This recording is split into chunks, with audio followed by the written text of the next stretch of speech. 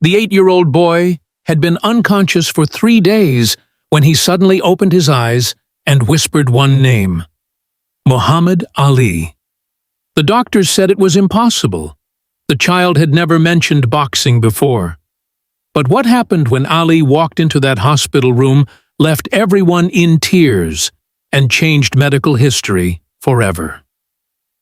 It was March 15, 1977, and St. Mary's Children's Hospital in Louisville, Kentucky, was dealing with one of the most heartbreaking cases they'd ever seen. 1. Tommy Richardson, an 8-year-old boy from a small farming town outside the city, had been brought in with acute leukemia that had progressed faster than anyone thought possible. The doctors had done everything they could, but the cancer was winning. Tommy's parents, Bill and Sarah Richardson, were simple people. Bill worked at a grain elevator. Sarah was a school cafeteria worker. They'd never had much money, but they'd given their son all the love in the world. Now they were watching helplessly as that world crumbled around them. He'd been such a happy kid, Sarah would later remember. Always laughing, always running around the farm, chasing our old dog Rusty. Then one day, he just couldn't get out of bed. Said his bones hurt. We thought it was growing pains. The diagnosis came like a thunderbolt. Acute lymphoblastic leukemia. Advanced stage. The oncologist, Dr. Patricia Wells, had delivered this news to families before. But it never got easier. "I'm sorry," Dr. Wells had told the Richardsons 3 weeks earlier. "We'll do everything we can. But you need to understand how serious this is. Tommy is very, very sick." The chemotherapy had been brutal. Tommy, who had weighed 65 pounds when he was admitted, was down to 45 pounds. His thick brown hair had fallen out completely. His skin had taken on a grayish pallor that made him look like a ghost of his former self. But the worst part wasn't the physical deterioration. It was watching their son's spirit die before their eyes. Tommy had stopped talking, stopped eating, stopped responding to anything or anyone. He just lay in his hospital bed, staring at the ceiling with vacant eyes. "It was like he'd already given up," Bill Richardson said. "Like he'd decided he was done fighting." On March 15th, Tommy had been unconscious for 72 hours straight. The doctors had told his parents to prepare for the worst. His vital signs were failing. His breathing was shallow and labored. The end was coming, and there was nothing anyone could do to stop it. Dr. Wells was making her evening rounds when she heard Sarah Richardson scream from room 237. "Doctor! Doctor, come quick! He's awake!" Dr. Wells ran down the hallway and burst into the room. Tommy Richardson was sitting up in bed for the first time in days, his eyes wide open and alert. "Tommy?" Dr. Wells said, approaching the bed carefully. "How are you feeling, sweetheart?" Tommy looked at her with the clearest eyes she'd seen from him in weeks. Then he spoke, his voice weak but determined. "I want to see Muhammad Ali." Dr. Wells was stunned. In all the weeks Tommy had been in the hospital, he'd never mentioned sports, never mentioned boxing, never mentioned Muhammad Ali. His parents confirmed that he'd never shown any interest in boxing at all. "Honey," Sarah Richardson said, taking her son's hand, "why do you want to see Muhammad Ali?" Tommy's answer sent chills down everyone's spine. "He came to see me while I was sleeping. He told me I had to wake up because he was coming to visit me for real. He said I had to be strong like him." The adults in the room exchanged glances. Tommy had been unconscious. There was no way he could have seen Muhammad Ali or anyone else. "Tommy," Dr. Wells said gently, "you've been sleeping for 3 days. You were dreaming." "No," Tommy said firmly. "He was here. He's coming back. He promised." Bill Richardson pulled Dr. Wells aside. "Doctor, is this normal? The hallucinations?" "Sometimes patients near the end have vivid dreams or visions," Dr. Wells explained. "It's not uncommon, but the fact that he's awake and alert right now is unusual. His vital signs have actually improved in the last hour." What Dr. Wells didn't tell the Richardsons was that Tommy's improvement was more than unusual. It was medically inexplicable. His white blood cell count, which had been critically low that morning, had somehow stabilized. His fever had broken. His breathing had returned to normal. Sarah Richardson was a woman of simple faith. That night, she did something she hadn't done since she was a little girl.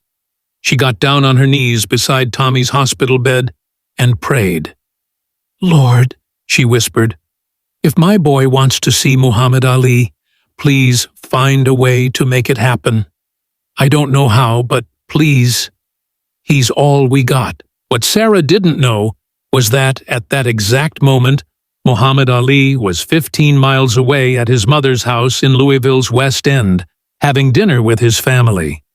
He was in town for a few days between training camps, enjoying some home cooking and quality time with his parents. The phone rang at 9:47 p.m. Ali's mother, Odessa, answered it. "Hello? Mrs. Clay? This is Dr. Patricia Wells at St. Mary's Children's Hospital. I'm sorry to bother you so late, but I have an unusual request." Odessa called Ali to the phone. Dr. Wells explained the situation as best she could. A dying boy who'd never shown interest in boxing had woken up asking specifically for Muhammad Ali. The family couldn't afford to travel, had no connections, no way to make it happen. But the boy was convinced Ali was coming to see him. "Doctor," Ali said, his voice growing serious. "What's the boy's name?" "Tommy Richardson. He's 8 years old." "And you said he's dying?" "Yes. I'm sorry, but yes, we don't expect him to live through the weekend." Ali was quiet for a long moment. Then he said something that surprised Dr. Wells. "What room is he in?" "Room 237. But Mr. Ali, visiting hours are over and—" "I'll be there in 30 minutes. Dr. Wells tried to explain the hospital's policies, the security procedures, the fact that it was nearly 10 p.m., but Ali had already hung up. 28 minutes later, Muhammad Ali walked through the front doors of St. Mary's Children's Hospital. He was wearing a simple brown suit and carrying a small bag. The night security guard, an older black man named James Washington, nearly fell out of his chair. "Muhammad Ali, what are you doing here?" "I'm here to see a patient, Tommy Richardson, room 237. Sir, visiting hours ended at 8 p.m. I can't—" Ali looked at James Washington with an expression that was both gentle and determined. "Brother, there's a little boy upstairs who's dying, and he asked to see me. Now, you can call the police, you can call security, you can call whoever you want, but I'm going to room 237 to see that boy. The question is whether you're going to help me or get in my way." James Washington had been working security for 15 years. He'd seen celebrities, politicians, all kinds of important people try to bend the rules. But something in Ali's voice told him this was different. "Room 237 is on the 3rd floor, Washington said quietly. "Elevators are around the corner." When the elevator doors opened on the 3rd floor, Dr. Wells was waiting. She'd been pacing the hallway for 20 minutes, trying to figure out how to handle this situation. "Mr. Ali, I can't thank you enough for coming, but I need you to understand—" "Doctor," Ali interrupted gently, "where's the boy?" Dr. Wells led him down the hallway. As they walked, she tried to prepare him for what he was about to see. "Tommy is very sick. He's lost a lot of weight, lost his hair from chemotherapy. He might not look like what you're expecting." Doctor, I've seen sick children before. I've been in hospitals before. I know what cancer does to kids." They stopped outside room 237. Through the small window in the door, Allie could see a tiny figure in the bed, and two adults sitting in chairs beside him. His parents are Bill and Sarah Richardson. They're good people, but they're scared, and they're exhausted. Allie nodded. "What's the boy's prognosis?" Dr. Wells hesitated. "Honestly, we don't expect him to make it through the weekend. The cancer is too advanced. We're just trying to keep him comfortable." "But he woke up today?" "Yes, and that's the strange part. His vital signs improved dramatically this afternoon. We can't explain it." Allie smiled slightly. "Maybe you don't need to explain it." Dr. Wells knocked softly on the door and entered the room. Bill and Sarah Richardson looked up, their faces showing the exhaustion of weeks of worry and sleepless nights. "Mr. and Mrs. Richardson, I have someone here who wants to meet Tommy." Muhammad Ali stepped into the room, and Sarah Richardson gasped. Bill Richardson stood up so quickly he knocked over his coffee cup. "Oh my God," Sarah whispered. "You actually came." But it was Tommy's reaction that stopped everyone cold. The little boy, who had been lying flat on his back staring at the ceiling, suddenly turned his head toward Ali and smiled. It was the first time he'd smiled in weeks. "I told them you were coming," Tommy said, his voice weak but clear. "They didn't believe me." Ali approached the bed slowly, his eyes never leaving Tommy's face. When he reached the bedside, he did something that surprised everyone in the room. He got down on one knee, so he was at eye level with the boy.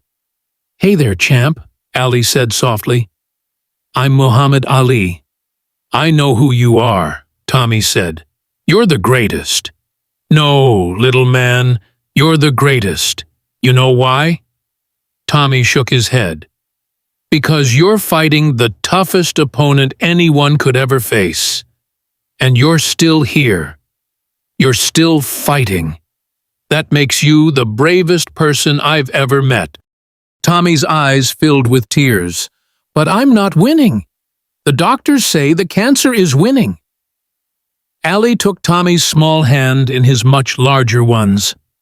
"Let me tell you something about fighting, champ. Sometimes you get knocked down. Sometimes you get hurt real bad. Sometimes it looks like you can't possibly win. But the fight isn't over until you decide it's over." "But I'm tired," Tommy whispered. "I hurt all the time, and I'm scared."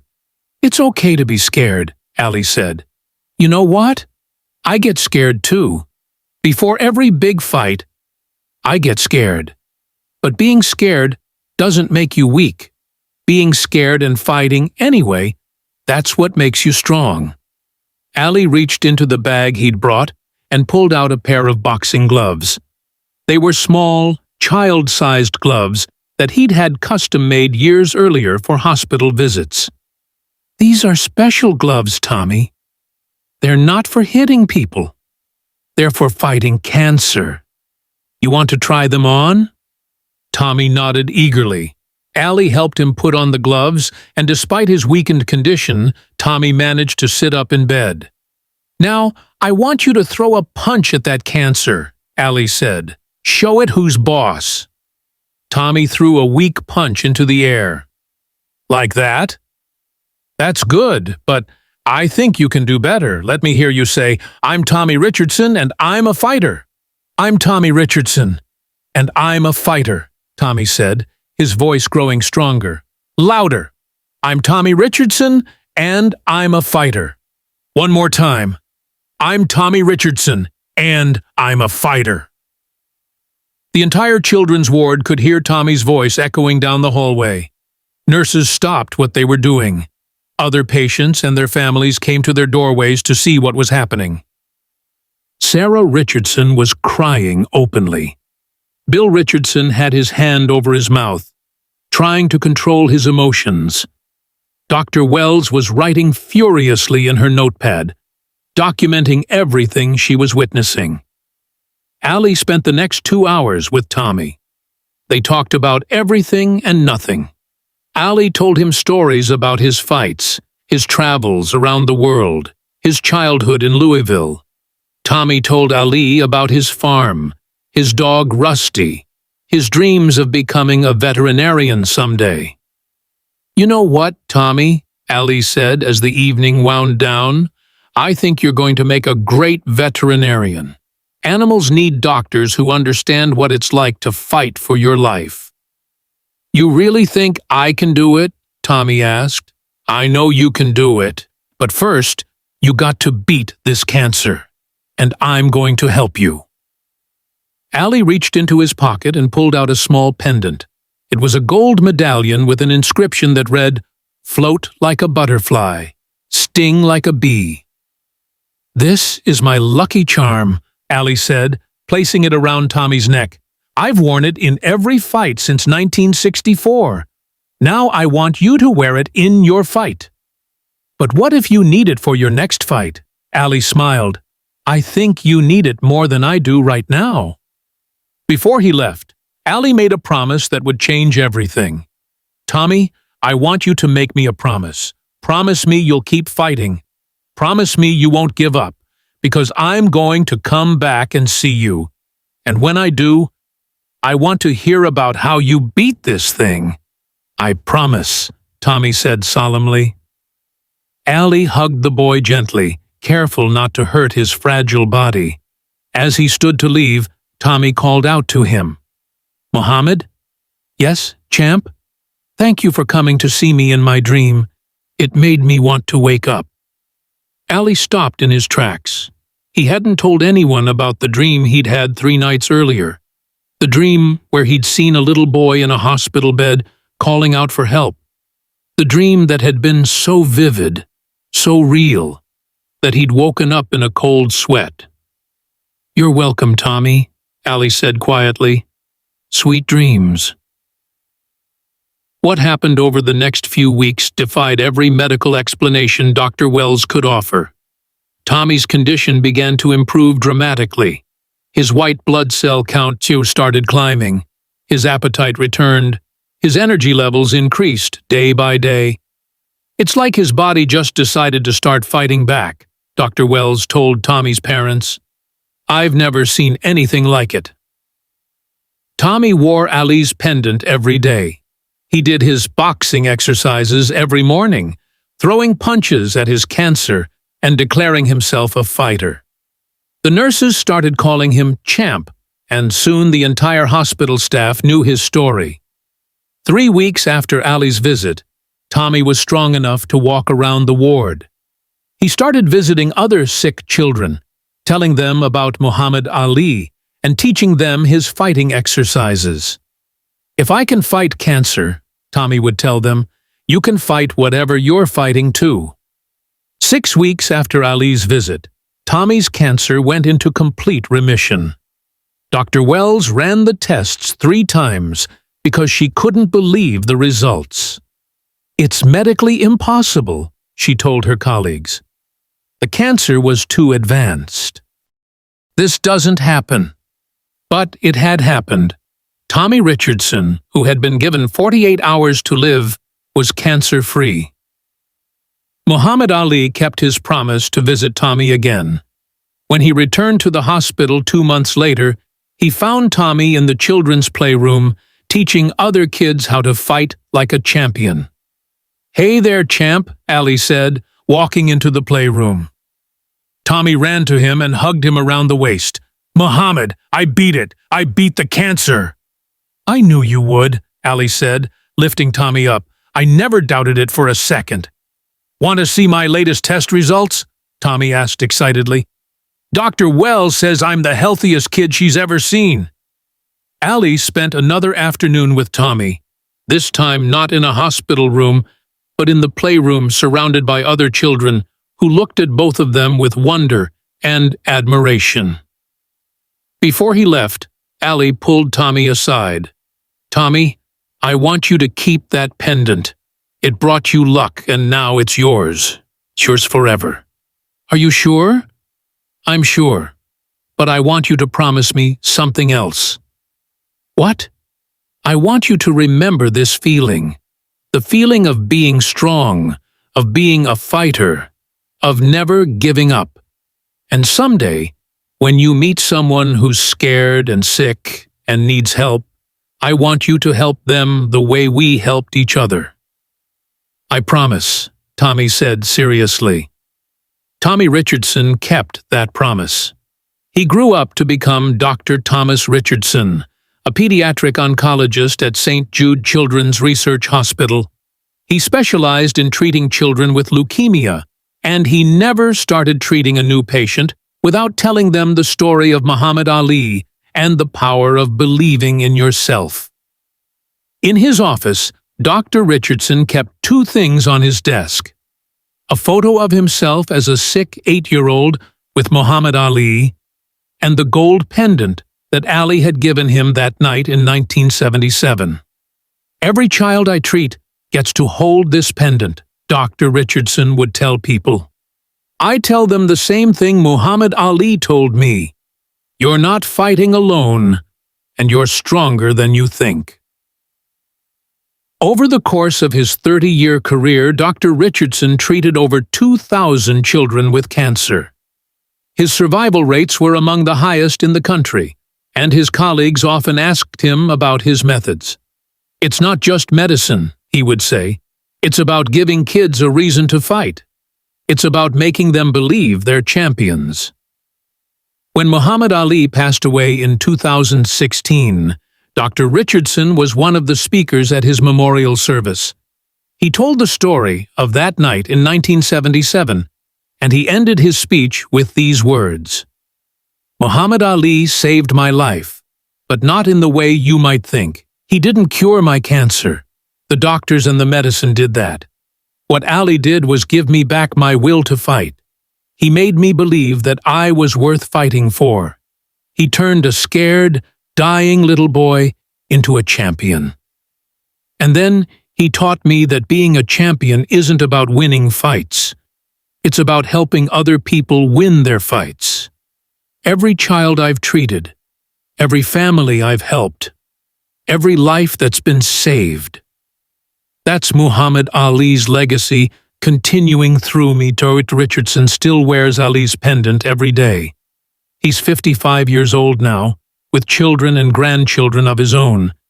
And every morning when he puts on that pendant, he remembers the promise he made to a great man who took the time to visit a dying boy and teach him how to live. The miracle in room 237 wasn't just that Tommy Richardson survived cancer.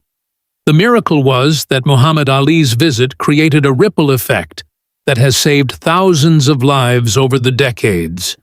Because sometimes, all it takes to change the world is one person who cares enough to show up when someone needs them most.